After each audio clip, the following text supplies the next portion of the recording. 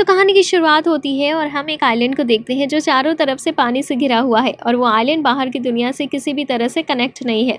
उस आइलैंड पर सिर्फ वो ऐसे स्टूडेंट्स रहते हैं जिनके पास स्पेशल पावर्स हैं और उन्हें ट्रेन किया जा रहा है एक दिन मॉन्स्टर और एलियन से लड़ने के लिए जो कि इंसानियत के दुश्मन है। फिर हम एकेडमी का सीन देखते हैं जहाँ हमें लड़के नाकाजिमा से मिलते हैं जो कि बाकियों से थोड़ा अलग था क्योंकि उसके पास बाकियों की तरह सुपर पावर्स नहीं थी, जिसकी वजह से दूसरे हमेशा उसे परेशान किया करते थे और हमेशा उसे अपने से कम समझा करते थे। एक दिन क्लास में टीचर दो नए स्टूडेंट्स को इंट्रोड्यूस कराते हैं जिसमें एक लड़के का नाम कियोया है। तभी एक स्टूडेंट मोगो कियोया के पास आता है और उसे उसकी पास के बारे में पूछता है और टीचर सभी को बताते हैं कि कियोया के पास एक सीक्रेट है, इसलिए कोई उससे इस बारे में सवाल नहीं पूछेगा। नाकाजिमा को लगता है कि कियोया जरूर काफी स्ट्रांग होगा क्योंकि ऐसे स्ट्रांग लोग ही अपने पास को सीक्रेट रखते हैं। फिर एक काफी स्वीट लड़की क्लास में आती है और अपना नाम नाना बताती है। नाना जल्दी अपने स्वीट बिहेवियर से सभी लोगों को इम्प्रेस भी कर लेती है और बताती है कि उसके पास माइंड रीडिंग है, वो किसी का भी माइंड रीड कर सकती है और साथ ही उनके पास्ट के बारे में भी पता लगा सकती है। फिर टीचर डिसाइड करने लगते हैं कि क्लास का रिप्रेजेंटेटिव कौन बनेगा। नाना नाकाजिमा का नाम लेती है और उसके बारे में काफी सारी बातें ऐसी बताती है जो कि क्लास रिप्रेजेंटेटिव बनने के लिए होनी चाहिए।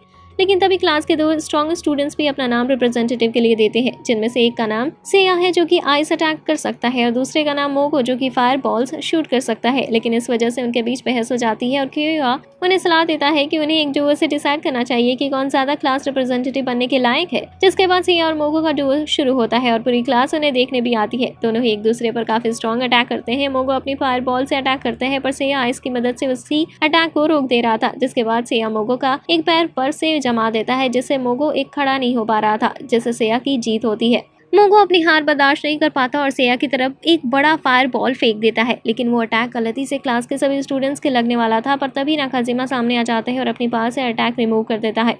नाना और बाकी सभी नाकाजिमा से पूछते हैं कि उसने ये कैसे किया। नाकाजिमा बताता है कि उसके पास दूसरों की पावर को मिटाना और उनके अटैक्स को ब्लॉक करके रिमूव करना। लेकिन नाकाजिमा को हमेशा से लगता था कि इसकी पावर किसी काम की नहीं है, इसलिए वो किसी को कुछ बताता ही नहीं था। फिर नाकाजिमा की हिम्मत देकर उसे क्लास का रिप्रेजेंटेटिव बना दिया जाता है, जिससे नाकाजिमा को अपने ऊपर काफी नाज होता है। उसे शाम पहाड़ के किनारे नाकाजिमा और नाना बातें कर रहे होते हैं और नाकाजिमा नाना से कहता है कि वो उसकी मदद के बिना क्लास रिप्रेजेंटेटिव नहीं बन पाता, तो उसके लिए वो नाना का थैंक्स करता है। नाना नाकाजिमा का हाथ पकड़ती है और उसे कहने लगती है कि ये उसकी जिंदगी की नई शुरुआत है। पर तभी नाना का बर्ताव बदलने लगता है और वो अपना असली चेहरा दिखाती है और नाकाजिमा को नीचे फेंक देती है। पर नाकाजिमा गिरते हुए एक रस्सी पकड़ लेता है और उसे कुछ समझ नहीं आ रहा था कि हो क्या रहा है और नाना ये क्या कर रही है। फिर नाना बताती है कि इंसानियत के लिए असली खतरा वो मॉन्स्टर नहीं है जिन्हें नाकाजिमा अपनी बुक्स में देखता है, बल्कि ये लोग खुद हैं जिनके पास ऐसे स्पेशल पावर्स है जो उन लोगों को आसानी से मार सकते हैं जिनके पास पावर नहीं है। नाना बताती है कि उसके ऑर्गेनाइजेशन ने उसे इस आइलैंड पर स्पेशल पावर वाले लोगों को खत्म करने के लिए भेजा है और नाना के पास भी कोई पावर नहीं है, पर वो इतने समझदार है और उसे लोगों के बारे में इतनी नॉलेज है जिससे वो सभी को यकीन दिला सकती है कि उसके पास माइंड रीडिंग की पावर है। फिर नाकाजिमा नीचे गिर जाता है और उसकी मौत हो जाती है। फिर हम नाना को उसके ऑर्गेनाइजेशन के लीडर्स के सामने देखते हैं जो कि नाना को बता रहे थे कि स्पेशल पावर्स वाले लोग उनके लिए कितने खतरनाक हो सकते हैं और अगर उन्हें मारा नहीं गया और उनकी आबादी बढ़ गई तो एक दिन ये सभी नॉर्मल इंसानों को अपने गुलाम बना लेंगे। इसलिए नाना को स्पेशल पावर वाले लोगों को मारने के लिए भेजा गया है। अब हम देखते हैं कि सभी स्टूडेंट्स क्लास एक्टिविटी कर रहे होते हैं। तभी सेया लेक के पानी को बर्फ बना देता है। नाना देखती है कि वो बर्फ इतनी ज्यादा स्ट्रांग है और उसे पिघलने में कम से कम 5 दिन लगेंगे। नाना समझ आती है कि सेया काफी स्ट्रांग है और वो भी इंसानियत के लिए एक बड़ा खतरा है, इसलिए नाना सेया को अपना अगला टारगेट बनाती है। कुछ देर बाद नाना सेया के साथ बैठी होती है और मोगो कुछ स्टूडेंट्स को परेशान कर रहा होता है। मोगो एक स्टूडेंट को मुक्का मारने ही जा रहा होता है और तभी उसे ही मुक्का लग जाता है और वह गिर जाता है। हमें पता चलता है कि ये एक स्टूडेंट शेबे शाबा ने किया था जो कि टाइम ट्रेवल कर सकता है और टाइम को रोक भी सकता है। सेया नाना को बताता है कि शेबे शाबा उनकी क्लास का सबसे स्ट्रॉन्ग स्टूडेंट बन सकता है क्योंकि वो टाइम को कंट्रोल कर सकता है। ये जानकर नाना अपना टारगेट बदल लेती है और शेबे शाबा को अपना अगला टारगेट बनाती है।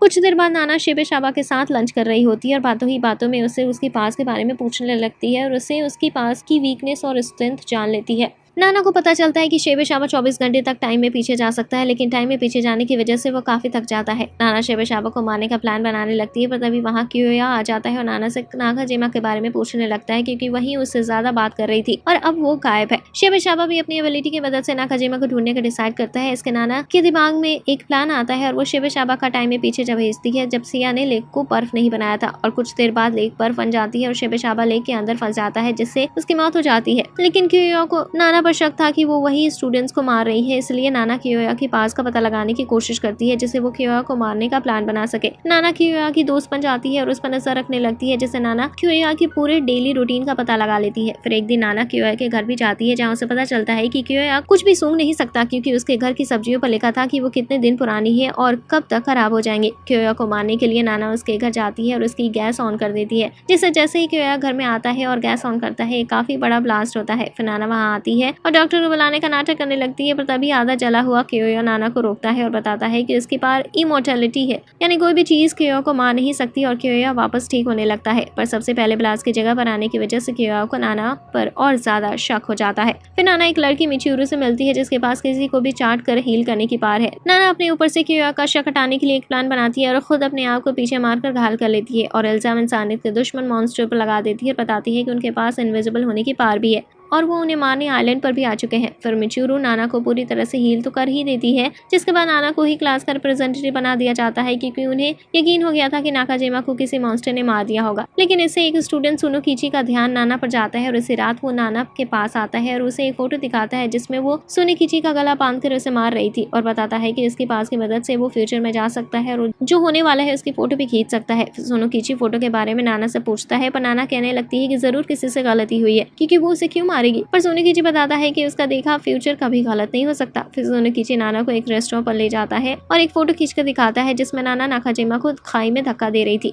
फिर नाना कहने लगती है कि उसे एक मौका मिलना चाहिए जिससे वो अपने आप को सही प्रूव कर सके। सुनोकिची नाना को उसकी गर्लफ्रेंड बनने का ऑफर दे देता है। नाना इस मौके के रूप में देखती है जिसे वो सुनोकिची पर पास से नजर रखवाएगी, इसलिए नाना इसके लिए मान जाती है। फिर नाना सुनोकिची के घर पर ही रात गुजारती है और सुनोकिची को मसाज भी दे देती है, जिसके बाद सुनोकिची सो जाता है और नाना देखती है कि सुनोकिची एक कैमरे की मदद से फ्यूचर की फोटो लेता है।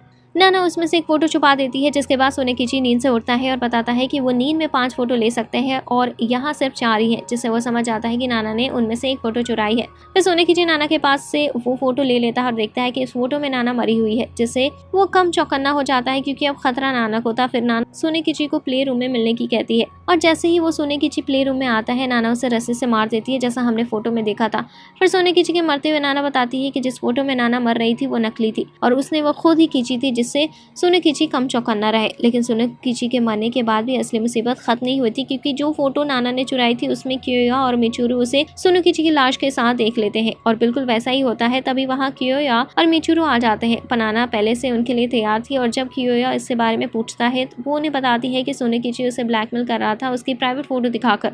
और तभी प्ले रूम में कुछ इंसानियत के दुश्मन आ गए और सुनोकिची को मार कर चले गए, जिसके बाद सभी वहाँ से चले जाते हैं। पर सिर्फ मिचिरू नहीं जाती, जो अपनी हीलिंग पावर से सुनोकिची को ठीक करने की कोशिश कर रही थी। लेकिन तभी मिचिरू को सुनोकिची की जैकेट में एक फोटो मिलती है जिसमें नाना नाकाजिमा को नीचे धक्का दे रही थी। तभी वहाँ नाना भी आ जाती है, पर मिचिरू इतनी शरीफ थी और नाना ने अपनी इतनी अच्छी इमेज बनाई हुई थी जिसकी वजह से मिचिरू को लगता है कि सुनोकिची हमेशा सही फ्यूचर नहीं देख सकता था और ये जरूर उसका सिर्फ एक सपना ही होगा। सुनोकिची के फ्यूनरल पर कियोया उसकी बॉडी का टेस्ट करने की कहता है और उसे ओपन करने लगता है, पर तभी सुनोकिची का ग्रेव अंदर से ही ओपन हो जाता है और सुनोकिची की लाश उठ जाती है, जिससे सभी लोग काफी हैरान हो जाते हैं। तभी वहाँ शिंजी आता है जो कि ज्यादातर क्लास से गायब ही रहता है और बताता है कि वो अपने पास डेड बॉडी को कंट्रोल कर सकता है और उनसे इन्फॉर्मेशन भी ले सकता है। पर तभी नाना अपने आप को बचाने के लिए कहने लगती है कि वो सुनोकिची की सोल की आवाज सुन सकती है और वो उससे कह रही है कि उसे आराम करना है। जिसके बाद वो सभी लोग डिसाइड करते हैं कि वो सुनोकिची की अंतिम संस्कार और अच्छे तरीके से करेंगे और कियोया को बॉडी टेस्ट करने की परमिशन नहीं मिलती। नाना शिंजी को अपना अगला टारगेट बनाती है क्योंकि उसकी पार नाना के लिए काफी बड़ा खतरा बन सकती थी। फिर नाना को पता चलता है कि युका शिंजी की गर्लफ्रेंड है और उसके पास सुपर ह्यूमन स्ट्रेंथ है, यानी वो काफी स्ट्रॉन्ग है। जिसके बाद नाना युकी की अच्छी दोस्त बन जाती है, पर कुछ ही टाइम में युका को सच्चाई पता चलती है कि असल में युका लाशों को कंट्रोल कर सकती है और शिंजी तो पहले से ही मर चुका है। युका शिंजी से प्यार करती है, इस वजह से उसने शिंजी को कंट्रोल कर रखा है। जिसके बाद नाना अपने जहरीली सुई युकी को चुबा देती है, जिससे युकी की मौत हो जाती है। फिर नाना फॉरेस्ट में एक लड़की हाबू से मिलती है और उससे उसकी दोस्त क्योरी के बारे में पूछती है। हाबू बताती है कि उसकी क्योरी से फाइट हो गई है, इसलिए वो यहाँ आई है। इससे नाना के दिमाग में एक प्लान आता है और वो हाबू को अपनी जहरीली सुई छुपा देती है और एंटीडोट के बदले हाबू से उसका फोन मांगती है। फोटो मिलने के बाद भी नाना हाबू को फॉरेस्ट में मरता हुआ छोड़ जाती है। फिर नाना क्योरी के रूम में आती है और उसके लेंस में अपनी सुई से जहर लगा देती है। फिर नाना वहाँ से चली जाती है। जिसके बाद नाना सेया, मोगो, कियोया और मिचिरू के साथ फॉरेस्ट में वापस जाती है और उन्हें बताती है कि असल में युकी लाशों को कंट्रोल कर सकती थी और उसने मरे हुए शिंजी को भी कंट्रोल किया हुआ था, जिससे वो उसके साथ हमेशा रह सके। पर इसी बात से शर्मिंदा होकर युकी ने अपने आप को खत्म कर लिया था और हम देखते हैं कि इससे क्योया का शक नाना पर बढ़ता जा रहा था, पर तभी उन्हें क्योरी के रूम में चिल्लाने की आवाजें आती हैं और जब वो उस तक पहुंचते हैं तो क्योरी मर चुकी थी। क्योया चेक करता है और बताता है कि क्योरी की मौत उसके लेंस में जहर की वजह से हुई है। मिचोरू को याद आता है कि हाबू की पार जहर बनाने की थी, जिससे इल्जाम हाबू की तरफ जाता है। फिर मिचोरू क्योरी का फोन देखती है जिसमें उसने लास्ट बार हाबू से ही बात की थी और उस टाइम हाबू नाना के साथ ही थी। फिर सभी के सामने क्योया नाना को ही अपराधी बता देता है। फिर बताने लगता है कि जरूर नाना ने ही हाबू के फोन से मैसेज किया होगा जिससे सभी का शक हाबू पर जाए। फिर क्योया और भी काफी सारी चीजें बताता है जिससे नाना ही अपराधी दिख रही थी। फिर क्योया नाना के पास हाबू का फोन चेक करता है लेकिन उसे कुछ नहीं मिलता, जिससे उसके सभी सबूत बेकार साबित हो जाते हैं और मिचोरू क्योया पर चिल्लाती है नाना पर इतना बड़ा इल्जाम लगाने के लिए, जिसके बाद नाना और क्योया हाथ मिलाते हैं और नाना बताते ही है कि वो क्योरी की सोल की आवाज सुन सकती है जो उससे कह रही है कि फिर से कोई किसी क्लासमेट पर शक न करे। उसी रात सभी को सेफ रखने के लिए नाना सभी के रूम में बाहर पहरा दे रही होती है। तभी मिचोरू वहां आ जाती है और उससे बातें करने लगती है, पर तभी मिचोरू का बर्ताव बदल जाता है और वह नाना के गले पर चाकू रख देती है और उससे उसका रियल मोटिव पूछने लगती है। नाना को मौका मिलता है और वो मिचोरू का चाकू अपने गले से हटा देती है और इसमें मिचोरू के हाथ पर भी चोट लग जाती है। नेक्स्ट डे मिचोरू नाना को पहाड़ी पर ले आती है और उससे बातें करने लगती है, लेकिन फिर नाना बताती है कि वो असली मिचोरू नहीं है क्योंकि उसने कल ही चोट पर बैंडेज लगाई है और असली मिचोरू तो उसे हील कर सकती थी। तभी मिचोरू एक लड़के में चेंज हो जाती है। फिर वो लड़का अपना नाम जिन बताता है। फिर जिन बताता है कि वो पहले उसी एकेडमी में जाया करता था। फिर जिन नाना को अपने साथ एक केव में ले जाता है जहाँ वो रहता है।